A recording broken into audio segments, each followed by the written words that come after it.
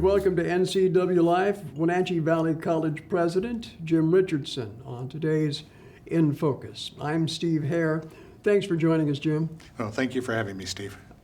We invited Jim to come on the program today to talk about the Wenatchee Valley College and its current financial crisis, really, that you're in. It is. $1 million shortfall that you announced, or projected shortfall in the budget for the upcoming year, is going to mean some changes. Most notably, of course, the layoffs. Right. How did we get here, Jim? Well, enrollment has been going down, but this summer it looked actually very strong for most of the summer.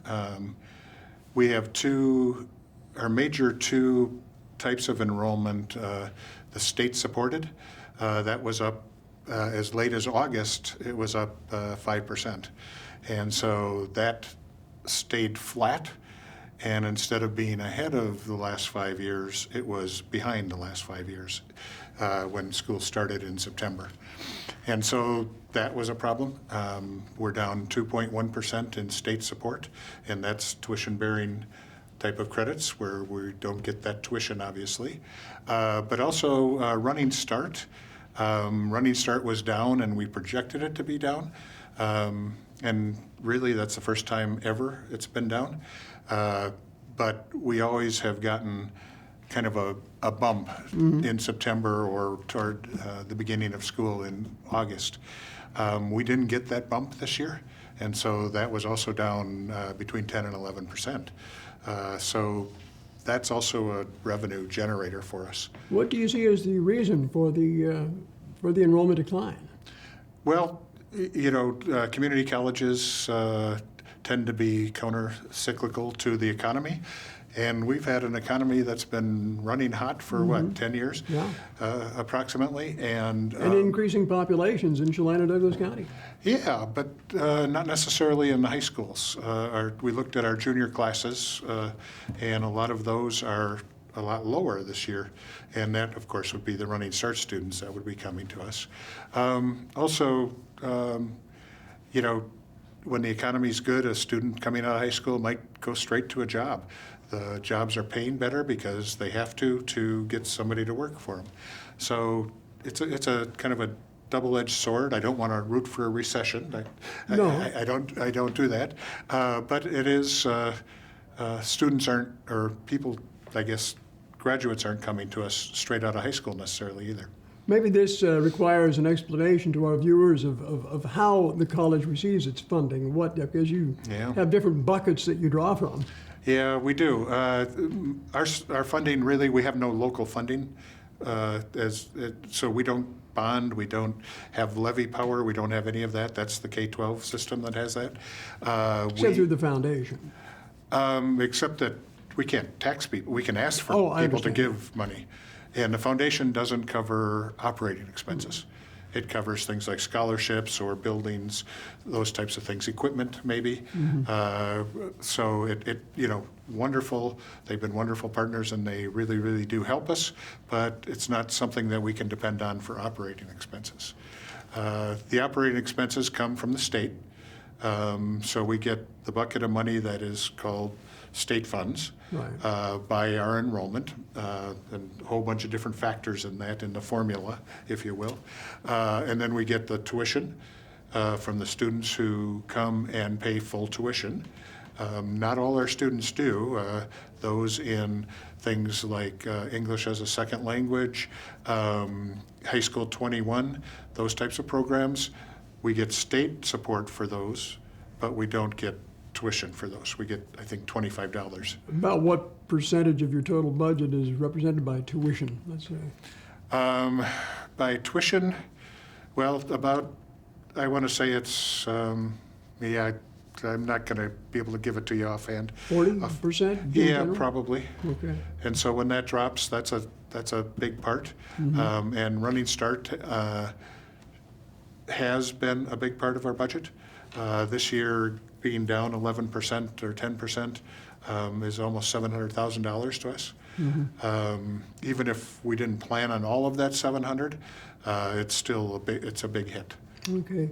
Now, when setting your budget, do you go by a zero-based process, or how do you go? How does that Well, formulated? we really have to look at what did we have last year, and start from there. We go in the process. We kind of look at zero-based, but we know we have to offer programs, so we can't say, okay, we're not going to put any money into auto tech this year.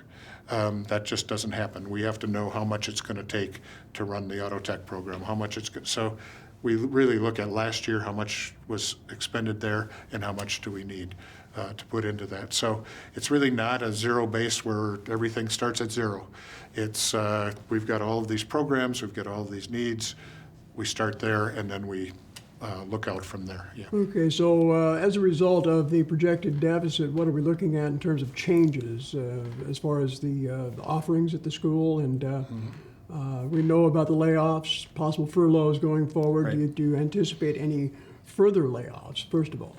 We're going to get through the session probably before we determine where we need to be for our budget for next year. The session, you mean the legislative Yeah, session? I'm sorry, the legislative session, because we will know more about, what is coming from them.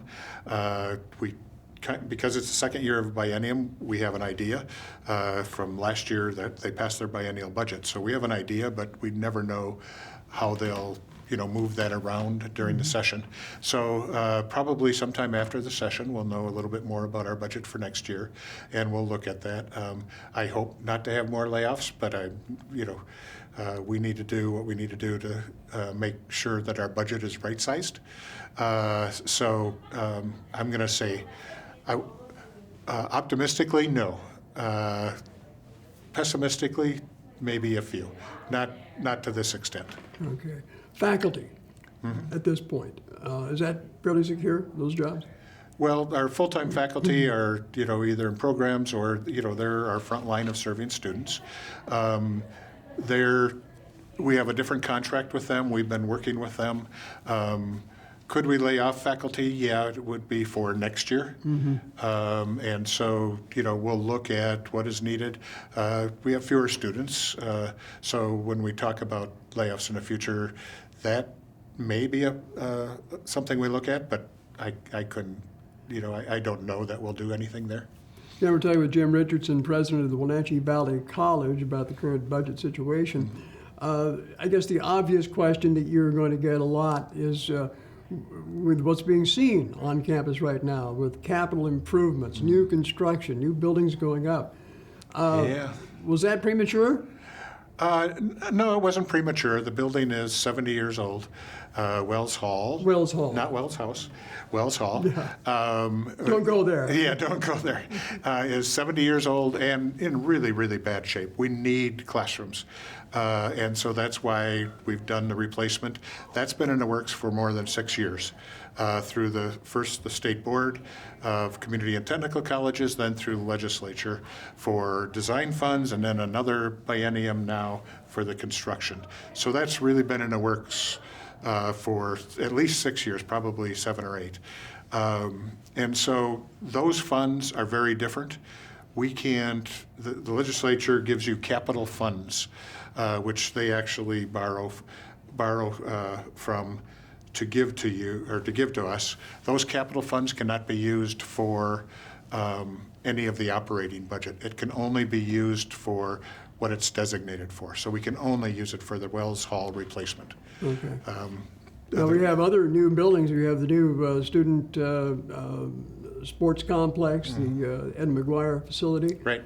You also have, of course, your new applied science building, and then, of course, the new MAC, the Performing Arts and Arts Center.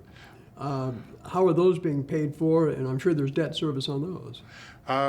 Actually, on the student rec center, the students are paying for that one completely. There's debt service. What we did is we borrowed to build it, and then the students are paying back that. And we borrowed from the state, certificate of participation, it's called, from the Treasury.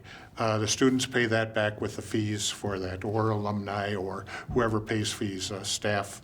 Right. All of those fees go toward that repayment and the staffing of that building. The Wenatchee Hall, I like that you say it's a new building. It's actually, what, 12, 13 Right. years old or something at this point.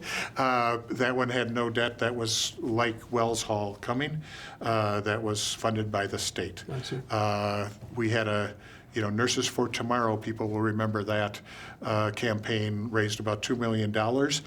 And most of it did not go toward the building. It went toward, afterward, the scholarships and things that have helped us really build the nursing program and other health programs. The Music and Arts Center does have a small loan against it, I guess, a COP against it from the state. We actually had borrowed that to buy the old Eagles property originally, and then when we traded with the school district, that all came through, and we used it to help build the Music and Arts Center. Okay. Now, you also, besides the Wenatchee Valley College campus here in Wenatchee, you have the Oldman Campus. How is sure it being impacted by the current budget crisis, and what are the long-term plans going forward for that campus? Yeah, the biggest impact, obviously, are we had 3 layoffs up there of the 20, I think we have 21 layoffs now. Of the 3 of them are up there, and it's a small campus, so students will notice that their support isn't as strong, isn't as immediately available, if you will, to them as they will on the Wenatchee campus.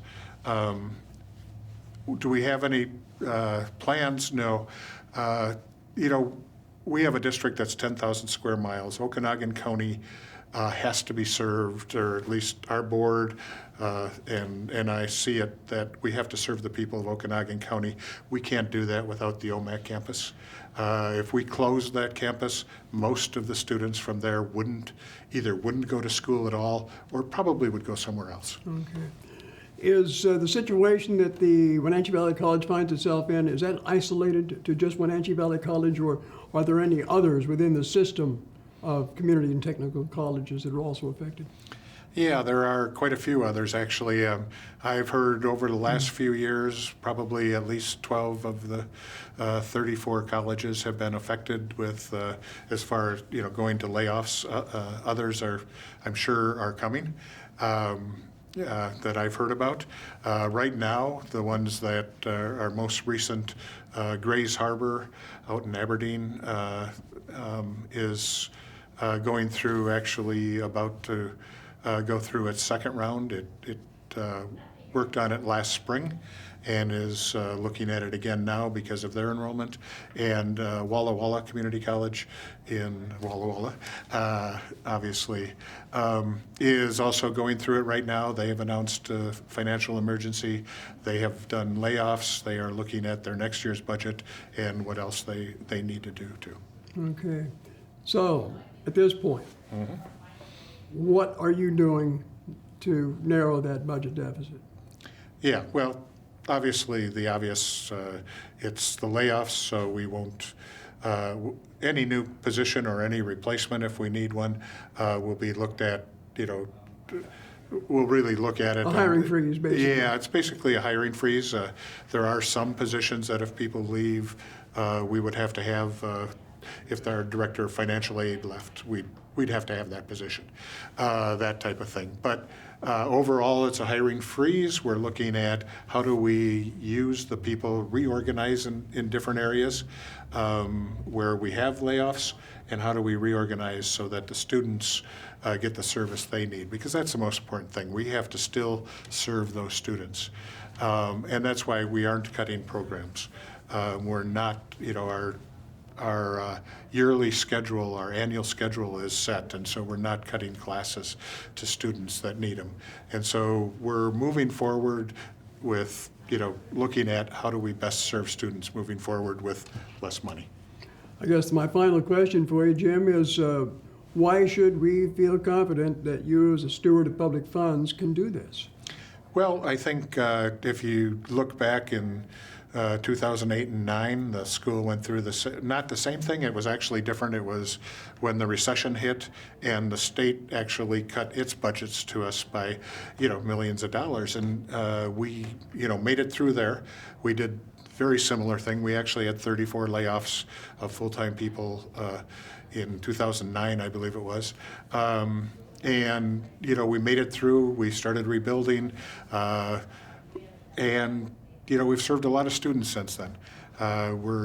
We've added four-year programs since then. We've done a lot for the communities that we serve, and I think as we go forward, you'll see students, hopefully, more students coming, obviously would be a good thing, but we're still going to serve our communities.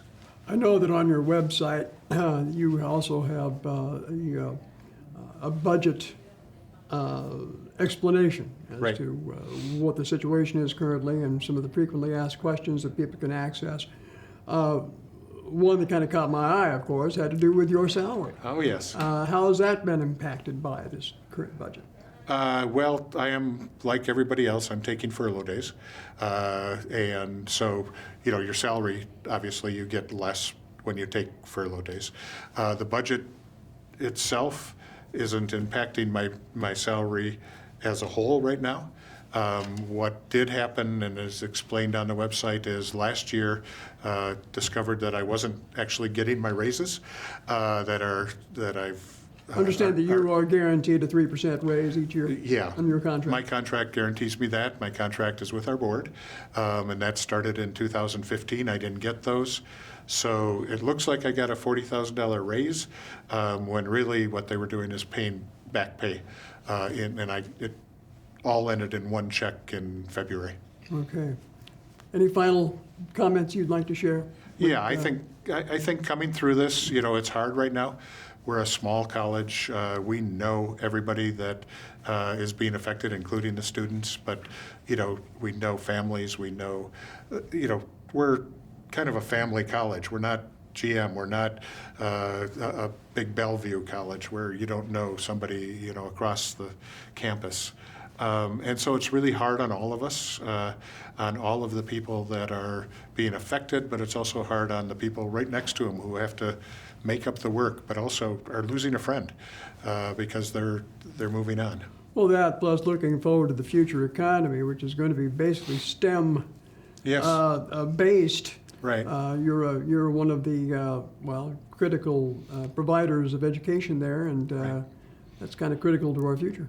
It is. And, as we move forward and we look at programs, we really look at what does a community need for jobs in the future. We don't start a program without getting the input from the community. And so when we start programs, or if we have to end programs, it'll be because the need isn't there, the pay isn't worth going 2 years to school, whatever it is that we move forward and we look at these programs, both new ones and ones we have, that'll be the determining factor. Well, speaking personally, I can testify that my family has benefited from Wenatchee Valley College. I have a son who's a nurse who got his certificate from the nursing program. I have another son, or a grandson, who will be graduating from high school and running start, so he'll be getting his What a AA degree as well. Great deal. And I have a daughter-in-law who, at the end of the year, is going to have a 4-year engineering degree from Wenatchee Valley Colleges, which is another feather in your cap. It is. I don't know that it's a feather in my cap. It's No, in it's in the Wenatchee Valley college's. College's cap, and I definitely agree with that because the 4-year degrees, I've heard since I've been here, when are you going to be a university? We'll probably never be a university. I understand you have a new teaching But yes. 4 years. Yep, it's starting actually this quarter, our coming winter quarter. It's starting based out of our Oldman Campus, mainly for the OMAC area, but it's for anybody, pre-K through 3 and special education. So. Okay. But bottom line, are bricks and mortar the future of higher education? Somewhat, they'll be there, but not completely. If you look at a lot of what we're doing now, we do a lot of hybrid, so it's partly online, partly Zoom, face-to-face, but on TV. Distance learning? Distance learning, sitting at your computer at home, watching the faculty member, talk or tell you something. And so we do a lot more of that. Matter of fact, we have one class that's being Zoomed, if you will, out of OMAC, and it's being offered in both Nispelum and Wenatchee. And so it's kind of a three-way. A live stream type? Yeah, live Okay. stream, just kind of a regular class that's being offered in 3 places at once. Makes sense. Yeah. Use the technology. Yes. Jim Richardson, Wenatchee Valley College President, thanks for joining us on In Focus. Thank you, Steve. Thank you for joining us.